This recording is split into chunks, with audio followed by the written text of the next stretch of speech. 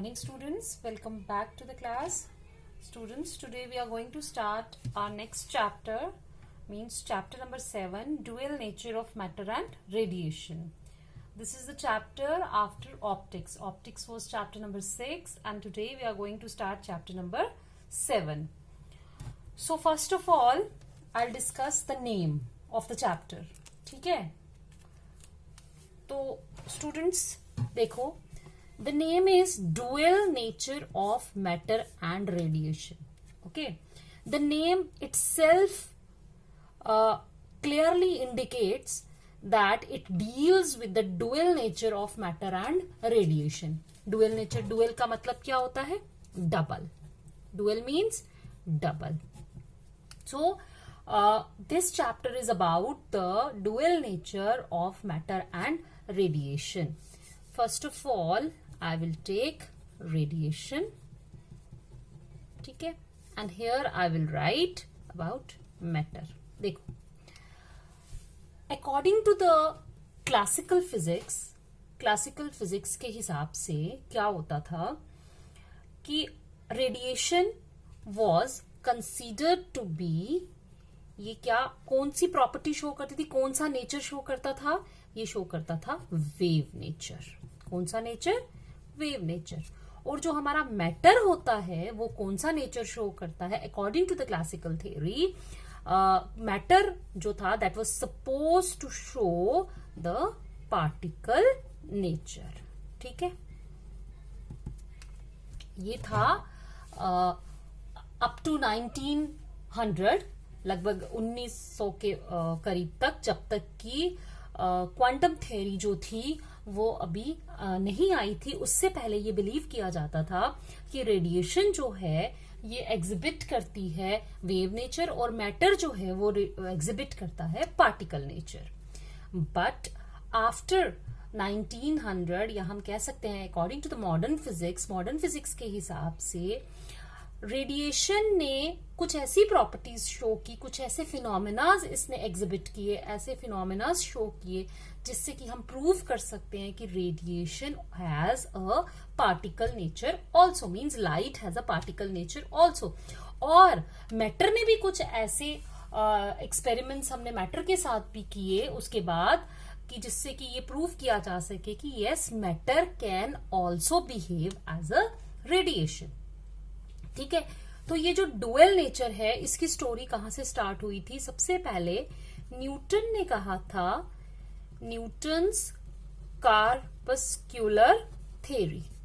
Newton's corpuscular theory के accordingly light behaves as a particle. तो काफी समय तक तो यही चलता रहा कि जो लाइट है वो पार्टिकल की तरह बिहेव करती है. But after that came Huygens wave theory.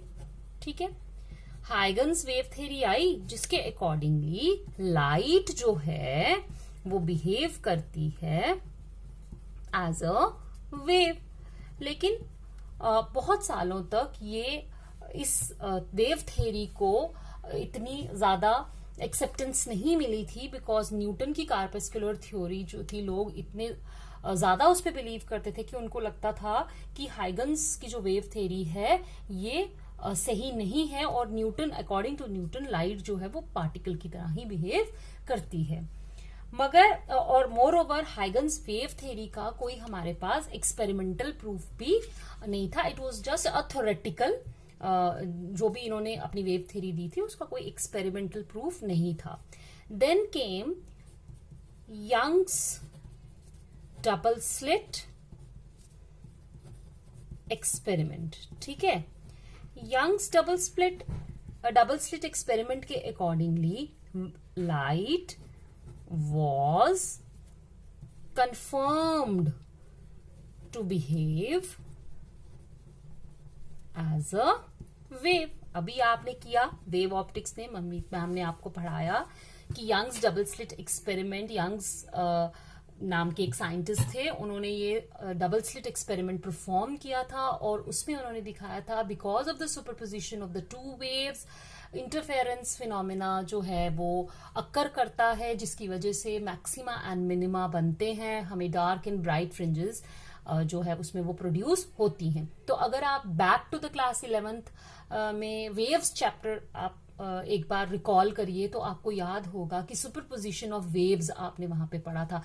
तो जो चीज सुपर इम्पोज हो रही है जिसकी वजह से इंटरफेरेंस फिनोमेना अक्कर कर रहा है, वो क्या है? वो है वेव। तो वेव है लाइट जो है वो यंग्स डबल स्लिट एक्सपेरिमेंट द्वारा प्रूव की जा चुकी है कि light behaves as a wave. मतलब न्यूटन ने कहा लाइट एज अ पार्टिकल, हाइगन ने प्रपोज किया कि light behaves as a wave, और यंग्स डबल स्लिट एक्सपेरिमेंट ने कंफर्म किया कि yes light behaves as a, यहां मैंने मैटर लिख दिया, behaves as a wave.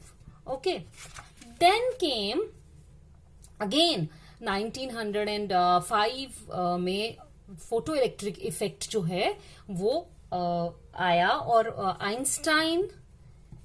Einstein's photo electric effect, ठीक है, वो कब आया था?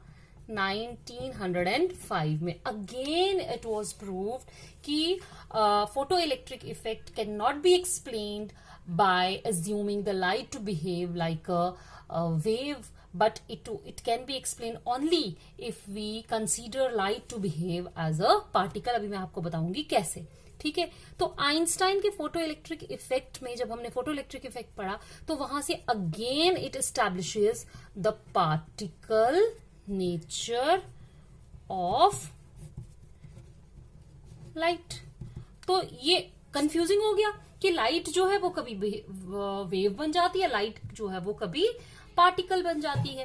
तो हमारे जो इंटरफेरेंस है, डिफ्रैक्शन है, पोलराइजेशन है, इंटरफेरेंस, डिफ्रैक्शन अभी पढ़े हैं हमने वेव ऑप्टिक्स में, and polarisation, these are some of the phenomena which can be explained by considering the light to behave like a wave. But photoelectric effect is a phenomena which cannot be explained by assuming that light behaves like a wave। ये तभी explain हो सकता है जब हम light को क्या समझें, light को हम एक particle की तरह समझें। तो यहाँ एंट्री होती है हमारे photons की। किसकी एंट्री होती है? photons की, ठीक है। Now comes the photons, क्योंकि लाइट अपनी मर्जी से जहां पर हमें जरूरत होती है उसको वेव दिखाने की, तो हम वेव वाला कॉन्सेप्ट यूज कर सकते हैं। जहां जरूरत होती है हमें उसको पार्टिकल कंसीडर करने की, हम उसको अपने हिसाब से उसको पार्टिकल बना लेते हैं। But there should be some evidence, there should be something to explain this dual nature of radiation. तो यहां पर फोटॉन्स की एंट्री हुई। फोटॉन्स का मतलब है वो पार्टिकल्स, वो चीज which is considered with light. Photo का मतलब क्या होता है? लाइट, ठीक है। यहां पर photo means light, and ons, on हमने इसलिए लगाया because on is used as a suffix for nuclear particles. जैसे इलेक्ट्रॉन, जो बहुत छोटे पार्टिकल्स होते हैं उनके लिए हम, जैसे इलेक्ट्रॉन, प्रोटॉन, पॉजिट्रॉन, बोसॉन, ये सब पार्टिकल्स में, हम छोटे पार्टिकल्स में हम एक सफिक्स ऐड करते हैं ऑन। तो फोटॉन्स का जन्म हुआ। फोटॉन्स का मतलब होता है कि the particles which are related with light, और ऑन का मतलब है very small particles. Now comes कि ये फोटॉन्स है क्या? बेसिकली फोटॉन क्या है? Photons are the packets of energy. क्या है इसके अंदर? They are the packets of energy, या आप कह सकते हो और लाइट, ठीक है, जिसमें लाइट जो है, बंडल्स हैं, ये पैकेट्स हैं जिसमें लाइट जो है वो पैक्ड है। अब आप सिंपल सी एक चीज देखिए कि पहले जो हमने लाइट कंसीडर की according to the wave theory, वो लाइट हमारी चलती है in the form of wave, ठीक है, दिस इज वेव। अब हमने according to the Planck's quantum theory, जिसमें उन्होंने फोटॉन्स के बारे में बात करी है कि फोटोन लाइट जो है that travels in the form of the small packets और बंडल्स ऑफ एनर्जी। अब जो ये वेव लाइट है वो वेव की तरह नहीं चल रही है, वो किस फॉर्म में चल रही है, ये पैकेट है। इस पैकेट के अंदर आपकी वेव जो है वो बंद हो गई है, यानी कि लाइट जो है, this packet is filled with light energy. ठीक है, तो अब अगर मुझे इस पैकेट को यहां से यहां फेंकना है तो हम क्या करते हैं, इसको यहां से यहां जब ये पैकेट जाएगा तो it will go like a particle. ये कैसा जाएगा, पार्टिकल की तरह जाएगा। लेकिन जब ये यहां जाकर किसी चीज के साथ क्या करेगा, स्ट्राइक करेगा, क्या करेगा, स्ट्राइक करेगा, तो यहां इसके अंदर ये पैकेट फट जाएगा। Packet will explode, packet will explode और and energy will spread on the target. ठीक है, देखो अब इसको मैं आपको एक्सप्लेन करती हूं कि कैसे ये हमारा ये जो है ये लाइट यहां पर स्प्रेड हो गई, ये इल्यूमिनेट हो जाएगा, इट विल गेट इल्यूमिनेटेड। ठीक है, क्या हुआ कि सपोज पहले आप कंसीडर कर लो कि आपके पास पानी है। ठीक है, पानी आपका फ्लो कर रहा है in the form of A wave.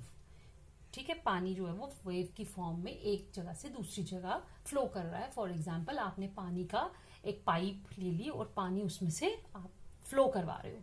अब आपने क्या किया, उसी पानी को आपने छोटे छोटे पैकेट्स में या बलून्स में आपने उसको बंद कर दिया। ठीक है, आपने जब बलून्स के अंदर बंद कर दिया और आपने एक जगह से दूसरी जगह वो आपने बलून को फेंका, तो रास्ते में जब तक उसको कोई चीज उसके साथ नहीं टकराएगी तब तक वो मूव करेगा एज अ पार्टिकल। अब आपका बलून जो है जिसके अंदर आपने एनर्जी को बंद किया है, वाटर को बंद किया, वो एक्ट कर रही है एज अ स्टोन और एज अ बॉल। ठीक है, एंड स्टोन और अ बॉल आपको पता है दे आर पार्टिकल्स। तो जब आप उस फोटोन जो आपने वो बंडल बनाया जिसके अंदर आपने पानी को बंद करके रखा हुआ है, आपने उसको फेंका, रास्ते में वो बिहेव करेगी एज अ पार्टिकल। लेकिन जब वो किसी चीज के साथ टकराएगी वो पैकेट फट जाएगा, उसके अंदर से पानी निकलेगा और वो जिस चीज के ऊपर गिरेगा वो वहां पर क्या हो जाएगा, गीला, यानी कि वो पानी उसके ऊपर बिखर जाएगा, एनर्जी विल स्प्रेड। ठीक है, सेम यही होता है when we consider that light जो है वो light is considered to travel in the form of small packets of energy।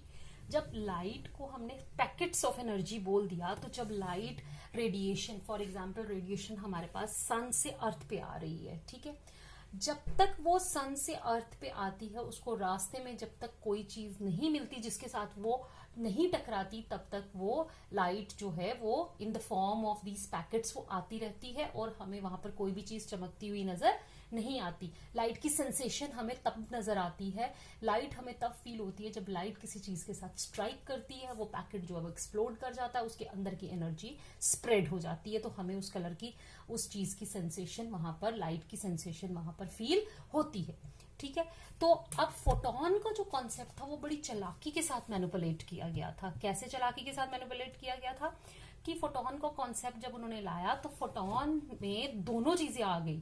Photon behaves as a particle, photon एक पार्टिकल की तरह बिहेव करता है जिसके अंदर क्या पैक्ड है, जिसके अंदर पैक्ड है एनर्जी। ठीक है, अब वो एनर्जी क्या है, दैट इज अ वेव। तो जब हमें जरूरत होती है वेव नेचर को एक्सप्लेन करने की, तो हम उसको अकॉर्डिंगली अपने हिसाब से फोटोन का कॉन्सेप्ट यूज कर लेते हैं। अब इसके लिए हमें फोटोन के साथ कुछ प्रॉपर्टीज को एसोसिएट करना पड़ता है। कुछ प्रॉपर्टीज जो है वो हमने इसके साथ जो है वो असाइन की हैं फोटोन्स को, जिसकी वजह से हम लोग अपना जितने भी कॉन्सेप्ट्स हैं वो इजीली एक्सप्लेन कर सकते हैं। तो देखिए, क्या अभी तक मैंने आपको बताया कि क्लासिकल थ्योरी के according radiation was having wave nature and matter was having particle nature. लेकिन मॉडर्न फिजिक्स में रेडिएशन जो है वो वेव नेचर के साथ साथ पार्टिकल नेचर भी दिखाती है, और मैटर जो है वो पार्टिकल नेचर के साथ साथ वेव नेचर भी एग्जिबिट करता है। हमारे पास नेचर में जितने भी सब्सटेंसेस है उनको हम सिर्फ इन्हीं दो कैटेगरीज में डिस्ट्रीब्यूट कर सकते हैं, रेडिएशन एंड मैटर। जो लाइट रेडिएशन हम रिसीव कर रहे हैं सन से, that is the part of radiation category. और जो भी चीजें हम देख सकते हैं, पार्टिकल जिनको हम टच कर सकते हैं, जिनका मास है, जिनकी वॉल्यूम है, जो स्ट्रेट लाइन में चलती हैं, जो किसी चीज को हिट कर सकती हैं, वो आती है मैटर में। अब रेडिएशन, आपको पता है रेडिएशन के साथ एसोसिएटेड होती है, रेडिएशन का जो नेचर है रेडिएशन के साथ एसोसिएटेड, अगर वो वेव है तो उसके साथ क्या एसोसिएटेड होती है, वेवलेंथ एंड फ्रीक्वेंसी। और जो मैटर है उसके साथ एसोसिएटेड होता है मास। ठीक है, वेव जो रेडिएशन है इट कैन स्प्रेड, और जो मैटर है इट कैन हिट। ठीक है, तो मैं ये चीज इसलिए यहां पे बता रही हूं कि जब हमें रेडिएशन को एज अ मैटर दिखाना है कि वो radiation as a particle behave कर रही है, उस केस में वेवलेंथ और फ्रीक्वेंसी के साथ साथ इसके पास क्या होगा, इसके पास एबिलिटी होगी हिट करने की, इसके पास मोमेंटम भी होगा, क्योंकि जिसका मास होता है उसका मोमेंटम भी होता है।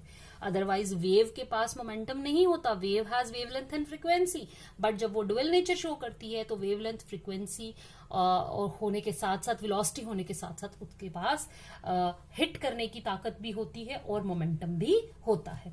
तो let's move on to the properties of photons. आपको समझ आ गया होगा अभी तक ये सब क्या चल रहा है। तो देखिए, all photons emitted by any source travel with the free space, travel through the free space with the speed of light. Since photons he light बनाते हैं, photons are the small packets in which the light energy is packed. तो photons जो हैं they travel with the speed of light. तो उनकी speed कितनी होती है, 3 × 10⁸ मीटर पर सेकेंड। ठीक है, now comes each photon, यहां पे याद रखिएगा, each photon has an energy depending upon the frequency f of the radiation, that is E is equal to h into f। देखो, अभी तक तो हम लोग जब तक हमें डुअल नेचर के बारे में नहीं पता था, हम यही सोचते थे कि जो आपकी रेडिएशन है, जो लाइट है, वो एक वेव की तरह एक्ट करती है। लेकिन जब फोटो इलेक्ट्रिक इफेक्ट जो है वो का एक्सपेरिमेंट परफॉर्म हुआ, वहां पर ये देखा गया कि लाइट जब किसी सरफेस को हिट करती है तो उसमें इतनी टेंडेंसी होती है कि वो क्या कर रही है, वो वहां से इलेक्ट्रॉन्स को नॉकआउट कर रही है। क्या कर रही है, इलेक्ट्रॉन्स को नॉकआउट कर रही है। और आपको पता है कि नॉकआउट करने की या किसी चीज को हिट करके वहां से गिराने की जो ताकत है वो किसके पास होती है, वो मैटर पार्टिकल्स के पास होती है। फॉर एग्जाम्पल, आप एक पत्थर लेते हैं, पत्थर is all of you know it's a matter. पत्थर को आप दीवार पर जोर से हिट करते हैं तो क्या होगा, जहां पर वो दीवार को जोर से हिट करेगा वहां से कुछ जो पार्टिकल्स हैं वो नीचे गिरेंगे, वहां पे कुछ छेद बनेगा, वहां पर कुछ पार्टिकल्स स्क्रैच होंगे। तो इसका मतलब ये हुआ कि पार्टिकल्स में इतनी ताकत होती है, और वो ताकत कहां से आती है, क्योंकि पार्टिकल्स का मास है, पार्टिकल्स का मास है, और जब आपने उसको फेंका उसके पास वेलोसिटी है, तो उसके पास क्या आया, मोमेंटम।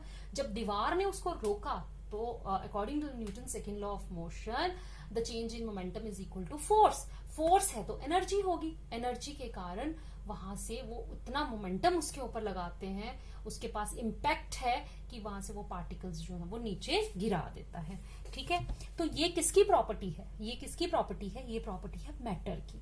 लेकिन यही सेम प्रॉपर्टी कौन शो कर रहा है, फोटोन भी शो कर रहा है। कब शो कर रहा है, जब वो फोटो इलेक्ट्रिक इफेक्ट का एक्सपेरिमेंट परफॉर्म हो किया गया, तो उसमें ये बताया गया कि फोटोन जो है वो क्या करता है, फोटोन के पास जब फोटोन चलता है और किसी टारगेट को हिट करता है तो उसमें इतनी एनर्जी आ जाती है, उसके पास भी एनर्जी है, जिसकी वजह से वो इलेक्ट्रॉन को नॉकआउट करता है। लेकिन फोटोन का जो मास है that is not defined. Photon का according to the Newtonian physics हम फोटोन का मास जो है वो डिफाइन नहीं कर सकते, क्योंकि स्प्रिंग बैलेंस से फोटोन का मास नहीं निकाला जा सकता। फोटोन की एक ही चीज डिफाइंड है और वो है रेस्ट मास, मतलब कि जब हम फोटोन को रेस्ट पे लें तो हम कह सकते हैं कि इसका मास जो है वो 0 है। ठीक है, ईच, अब हम वापस आते हैं इसी पॉइंट पे, each photon has an energy depending on the frequency of radiation, E is equal to H into F. यहाँ पर एच जो है वो आपका प्लैंक्स कांस्टेंट है, फ्रीक्वेंसी क्या है, F, that is the frequency of the light. किस लाइट की, जो उस पैकेट के अंदर बंद है। और एक जो आपका पैकेट है, एक फोटोन है, उसकी एनर्जी कितनी है, E is equal to H upon F. अब एनर्जी का हमारे पास एक फॉर्मूला है, that is energy is equal to, energy देखो आप यहां से हमारे पास एनर्जी होती है 1/2 mv square, and what is momentum, momentum is equal to mv। ठीक है, अगर मैं इसको 1/2 को छोड़ दूं, क्योंकि डायमेंशनली हमें ये 1/2 की जरूरत नहीं होती,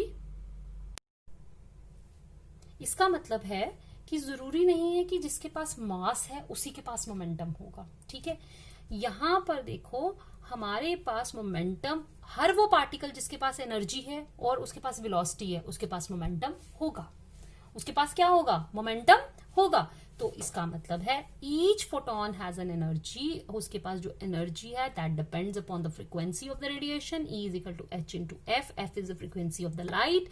और यहां से हमारे पास मोमेंटम का जो फॉर्मूला आया that is energy upon velocity.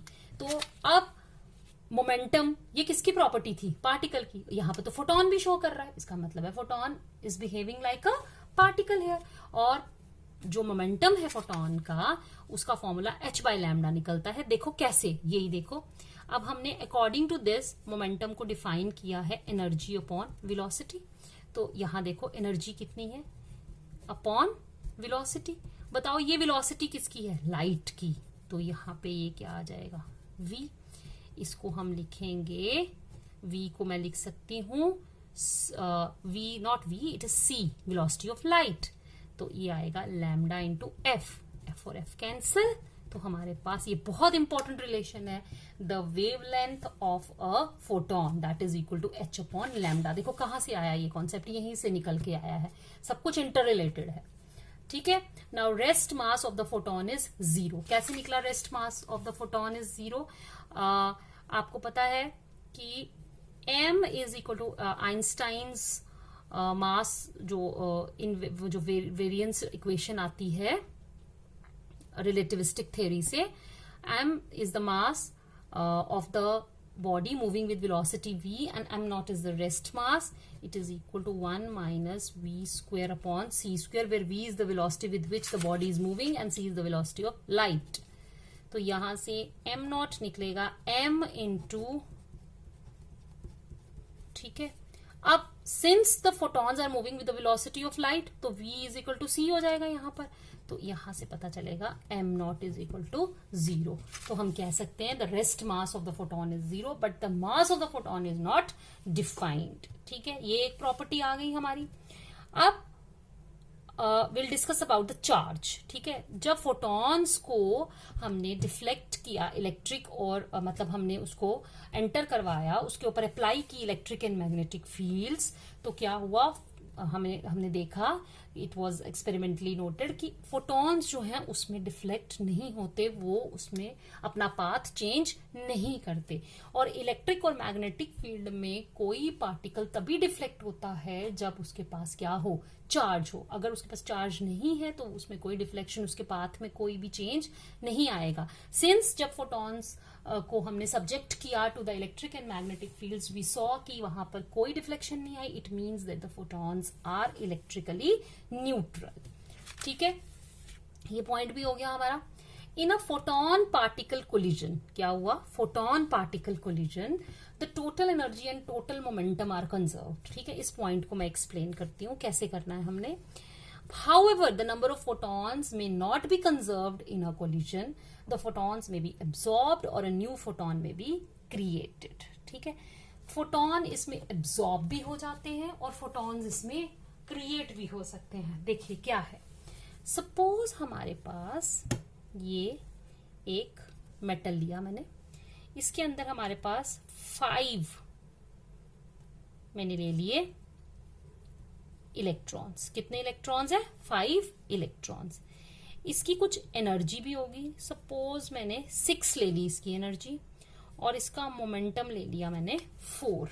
ठीक है, अब इसके ऊपर एक सूटेबल लाइट या आप बोलिए कोई भी लाइट जो है वो इंसिडेंट हो रही है, और हमारे पास कितने फोटॉन्स आ गए? We have 3 photons. और जब हमने इनकी एनर्जी कैलकुलेट की तो 3 फोटॉन्स की एनर्जी आई 3 और मोमेंटम आया 2 सपोज।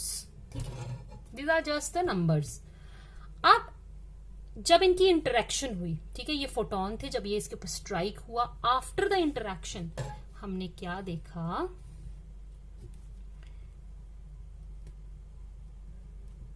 कि number of electrons remain the same. कितने थे? 5 थे, 5 ही रहे। एनर्जी जब हमने कैलकुलेट की वो आ गई 9, और मोमेंटम जब हमने कैलकुलेट किया वो आ गया 6, यानी 6 + 3 9 एंड 4 + 2 6, तो मोमेंटम भी आ गया। अब जब हमने नंबर ऑफ फोटॉन्स देखे तो दैट इज इक्वल टू 0। कहां गए फोटॉन्स? फोटॉन्स एब्जॉर्ब हो गए। तो यहां से हमने एक रूल बना लिया कि the energy remains conserved, the total momentum remains conserved when there is a photon particle collision। Photon और ये इलेक्ट्रॉन्स हो गए पार्टिकल, इनका जब कोलिजन हुआ तो आपके एनर्जी और मोमेंटम दोनों कंजर्व रहे, लेकिन फोटॉन्स जो हैं वो एब्जॉर्ब भी हो सकते हैं और इसी तरीके से क्रिएट भी हो सकते हैं। फॉर एग्जाम्पल जैसे कि हमने लाइट का प्रोसेस हम कहते हैं कि लाइट रेडिएशन आती कैसे है, कि लाइट, आपने देखा लाइट कैसे बनती है? ये सपोज हमारे पास एक इलेक्ट्रॉन है, ठीक है, इसमें इसकी एनर्जी है 6 और आउटर वाले की एनर्जी है 8। ठीक है, अब ये इलेक्ट्रॉन क्या करेगा? इसको कहीं से एनर्जी मिली, इसने अब्सॉर्ब की और ये चला गया इस वाले ऑर्बिट में जहां पर क्या था? जहां पर 8 एनर्जी थी, लेकिन ये वाला इलेक्ट्रॉन जो यहां से यहां जंप होके गया, इसके लिए यहां पर जगह नहीं थी, तो वापस ये कहां आ गया? ये वापस अपने ही ऑर्बिट में आ गया। लेकिन जब ये वापस ऑर्बिट में आया तो जो एनर्जी इसने एब्जॉर्ब की थी वो एनर्जी इसने एमिट करनी है, और वो एनर्जी एमिट करेगा इन द फॉर्म ऑफ लाइट। तो यहां पे क्या बना? वो फोटोन। क्या बन गया? फोटोन।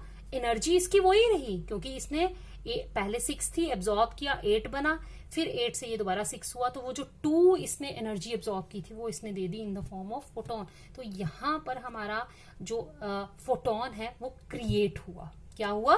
क्रिएट हुआ। मतलब नंबर ऑफ इलेक्ट्रॉन तो वही रहे, इलेक्ट्रॉन तो वही है, लेकिन फोटोन यहाँ पर क्रिएट हो रहा है।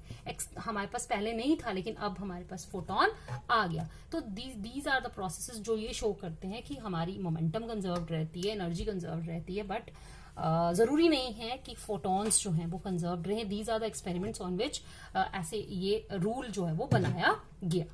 ठीक है, नाउ कम्स द पॉइंट कि how the intensity of the light increases by increasing the intensity of light of given wavelength, there is only an increase in the number of photons per second crossing a given area, with each photon having the same energy. Thus photon energy is independent of intensity of radiation। बहुत important point है ये, और ये बहुत बार इस chapter में बार बार repeat होना है। क्या है ये पॉइंट? दिस पॉइंट इज कि जो आपकी इंटेंसिटी है, ठीक है, जो आपकी क्या है? इंटेंसिटी। फॉर एग्जाम्पल मैं यहां लिख रही हूं intensity of the light is equal to power divided by area. याद रखिए, पावर डिवाइडेड बाय एरिया। लेकिन पावर किसकी? ऑफ होल लाइट, क्योंकि ये इंटेंसिटी किसकी है? ऑफ टोटल लाइट जो भी आ रही है हमारे पास। अब एक तरफ हमारे पास रिलेशन आता है E is equal to H nu या E is equal to H F. This is the energy of a single electron. ये क्या होती है हमारी energy of a single electron. ठीक है, अब सपोज मेरे पास क्या है, we have n number of electrons per second. कितने हैं? We have n number of electrons per second. तो देखो एक इलेक्ट्रॉन, एक फोटोन की जो number of, we have n number of, sorry बच्चे, photons, I am talking about photons. E is the energy of a single photon, and we have n number of जो है photons crossing the cross section per second। अब P जो है वो हमारी total power है। तो what is here P equal to? देखो P को मैं लिख सकती हूं क्या, n into E। कैसे? क्योंकि E आ गई मेरी एक फोटोन की एनर्जी, n आ गए number of photons per second, तो ये Ne क्या आ गया, the total energy of n photons per second. और वो किसके बराबर होती है, पावर के, क्योंकि टाइम के साथ डिवाइड कर रहे हैं ना हम यहाँ पर। E आ गई energy of single photon, n आ गया number of photon crossing the cross section पर सेकेंड। तो जब हम n को E के साथ मल्टीप्लाई करेंगे वो क्या बनेगा मेरा, वो बनेगा मेरा यहां से पावर। पावर का यहां से एक रिलेशन और है, and that is intensity into area. तो यहां से मेरे पास आ गया intensity into area is equal to n into E. अब E का फॉर्मूला क्या है, H इंटू न्यू, और वो किसके बराबर है, H C अपॉन लैम्डा। ठीक है, तो आपके पास यहां A के साथ मैंने मल्टीप्लाई भी कर दिया, तो ये किसका फॉर्मूला निकल गया, I का। देखो ये मैथमेटिकली प्रूव हो गया कि I जो है that is equal to NHC lambda into A। H is a constant, C is a constant. ठीक है, फॉर एग्जाम्पल A भी हम कांस्टेंट लेते हैं क्योंकि क्रॉस सेक्शनल एरिया हम चेंज नहीं करते बार बार। अगर हम लाइट को इंसिडेंट करवा रहे हैं, तो अगर हम उसको चेंज कर रहे हैं वेवलेंथ, तो हम क्रॉस सेक्शनल एरिया को फॉर एग्जांपल हमने यहाँ पर क्या लिया है, कांस्टेंट लिया। नाउ हमारा इंटेंसिटी इस रिलेशन से, अगर मैं एरिया को कांस्टेंट रखती हूँ तो वो किन दो चीजों पे डिपेंड कर रहा है, directly proportional to n and inversely proportional to lambda. लेकिन अगर मैंने लैम्डा को भी क्या किया है, फिक्स रखा है, यानी कि जो लाइट मैं पहले यूज कर रही थी वही लाइट मैं बाद में भी यूज करूं। क्या करूं, सेम लाइट को मैं यूज करूं। तो आप बताओ मेरी जो इंटेंसिटी है वो किसके ऊपर डिपेंड कर रही है, intensity depends upon the number of photons. Intensity किसके ऊपर डिपेंड कर रही है, नंबर ऑफ फोटॉन्स। यानी कि अगर मैं अगर हमारी इंटेंसिटी बढ़ती है, क्या बढ़ती है, इंटेंसिटी बढ़ती है, तो उसका सीधा कनेक्शन किसके साथ होता है, नंबर ऑफ फोटॉन्स क्रॉसिंग पर second that cross sectional area. तो इसका मतलब है, सपोज अब आप क्लियरली इसको समझिए, ये मैथमेटिकली हो गया। अगर आपके पास एक 60 वॉट का बल्ब है, ठीक है, उसकी इंटेंसिटी आई, ठीक है, आपने एक पेपर के ऊपर उस बल्ब की लाइट को फॉल करवाया, वहां पे कुछ इल्यूमिनेशन हुई, उसके बाद आपने सेम वेवलेंथ, अगर आपने येलो लाइट यूज की है तो दूसरी बार भी आप येलो लाइट ही लेंगे, आप येलो सेम वेवलेंथ की लाइट लेंगे, सेम फ्रीक्वेंसी की लाइट लेंगे, लेकिन अब उसकी जो पावर है वो आपने 100 वॉट कर दी। तो अब आप देखेंगे कि जो इल्यूमिनेशन हुई है, ठीक है, वो ब्राइट हो गई। मतलब वहां पर अब आपका जो वो जो एरिया है आपका जो इल्यूमिनेट हुआ है वो क्या हो गया, वो बढ़ गया। इसका मतलब क्या हुआ कि जब आपने उसमें इंटेंसिव, जब आपने उसमें पावर बढ़ा दी, यानी कि वॉटेज बढ़ा दी, पावर बढ़ा दी, तो आपने देखा पावर बढ़ाने से क्या हुआ, आपका नंबर ऑफ फोटॉन्स, पावर बढ़ाना, पावर का मतलब क्या होता है, पावर का आपने यहां से अभी रिलेशन निकाला, power is equal to n into E. तो पावर बढ़ाने से सिंपल सी बात है कि नंबर ऑफ फोटॉन्स जो है वो बढ़ जाएंगे, और नंबर ऑफ फोटॉन्स बढ़ने की वजह से इंटेंसिटी बढ़ जाएगी। इसका मतलब है, देखिए क्या है हमारा ये कॉन्सेप्ट कि by increasing the intensity of light, कि जब हम इंटेंसिटी बढ़ाते हैं of given length, there is only an increase in the number of photons per second crossing a given area with each photon. ठीक है, तो जब आपने इंटेंसिटी बढ़ाई है तो अगर आपका लैम्डा और ए जो है वो कांस्टेंट, ये सब चीजें कांस्टेंट रखोगे तो आपकी क्या बढ़ती है, सिर्फ और सिर्फ आपके नंबर ऑफ फोटॉन्स बढ़ते हैं। देखो, there is an increase in number of photons per second crossing a given area is constant with each photon having the same energy of the photon is not going to change। क्यों change नहीं होती है, क्योंकि energy depends on the frequency E is equal to h nu। और अगर आपने power बढ़ाई है, अगर आपने पावर चेंज की है, तो पावर चेंज करने से, यानी कि इंटेंसिटी चेंज की है, पावर चेंज की है मतलब आपने इंटेंसिटी चेंज की है, तो इंटेंसिटी चेंज करने से क्या हुआ कि आपके सिर्फ नंबर ऑफ फोटॉन्स बढ़ रहे हैं, वहां पर there is no change in the frequency. There is no change in the frequency means there is no change in the energy of the photons. Means कि अगर आपने पहले 60 वॉट वाला बल्ब लगाया था तो जो आपका जो इल्यूमिनेशन आपकी आई, जो ब्राइट हुआ जो पोर्शन आपका, तो वो हुआ सपोज 100 फोटॉन्स उसके ऊपर फॉल करने के कारण। तो सपोज पहले केस में 60 वॉट वाले बल्ब में 100 फोटॉन्स उस एरिया पे गिर रहे थे, उसी एरिया पे 100 फोटॉन्स गिर रहे थे, लेकिन जिस एनर्जी जो थी उनकी वो सेम रही। अब उसके बाद आपने क्या किया, 100 वॉट वाला बल्ब गिराया। 100 वॉट वाले बल्ब जब आपने वहां लगाया, उससे जो रेडिएशन उस पेपर के ऊपर फॉल की, उसमें जब वो रेडिएशन फॉल करेगी तो जो एक फोटॉन के साथ एनर्जी एसोसिएटेड होगी वो उतनी ही होगी जितनी पहले वाले केस में थी। अगर पहले 100 फोटॉन्स उसके ऊपर इंसिडेंट हो रहे थे तो यहाँ पर हम मान लेंगे कि अब वो 200 फोटॉन्स इंसिडेंट हो रहे हैं। ऑब्वियसली जब 200 फोटॉन्स उसके ऊपर इंसिडेंट होंगे तो उसकी ब्राइटनेस जो है वो बढ़ जाएगी। तो ये बहुत इंपॉर्टेंट कॉन्सेप्ट है जिसमें आपको ये जानना जरूरी है कि आपकी जो इंटेंसिटी है दैट डिपेंड्स, इंटेंसिटी जब बढ़ती है तो एनर्जी पे कोई फर्क नहीं पड़ता। एनर्जी पे तभी फर्क पड़ता है जब हम उस रेडिएशन की फ्रीक्वेंसी या वेवलेंथ चेंज करते हैं।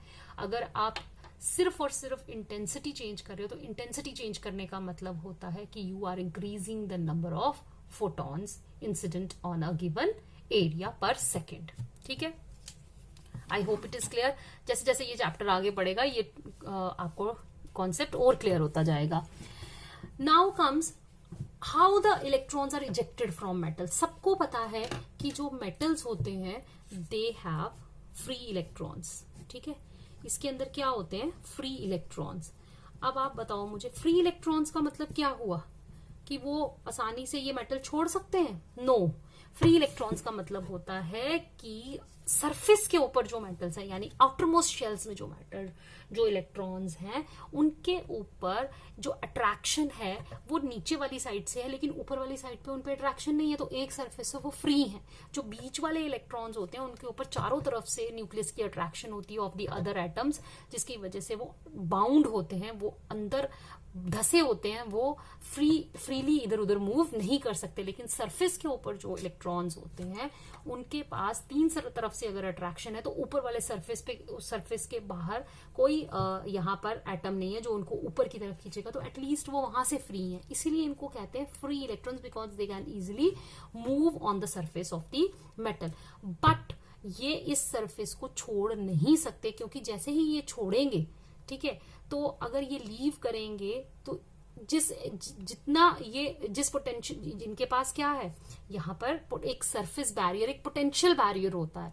Potential barrier means they are bound to this, ये जो आपके इलेक्ट्रॉन्स हैं, फ्री इलेक्ट्रॉन्स है, they are bound to the nucleus with certain energy. ठीक है, उनमें अट्रैक्शन होती है। सपोज हम कहें कि minus EV, V is the potential and minus EV is the potential energy with which they are bound to the nuclear, मतलब nucleus जो बाकी न्यूक्लियस है उनकी अट्रैक्शन के कारण माइनस EV एनर्जी के साथ ये बाउंड है।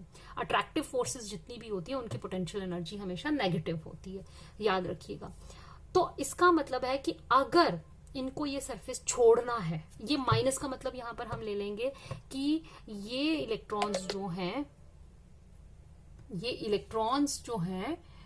यहां पर इतनी एनर्जी का इतनी एनर्जी से ये इस मेटल के कर्जदार हैं।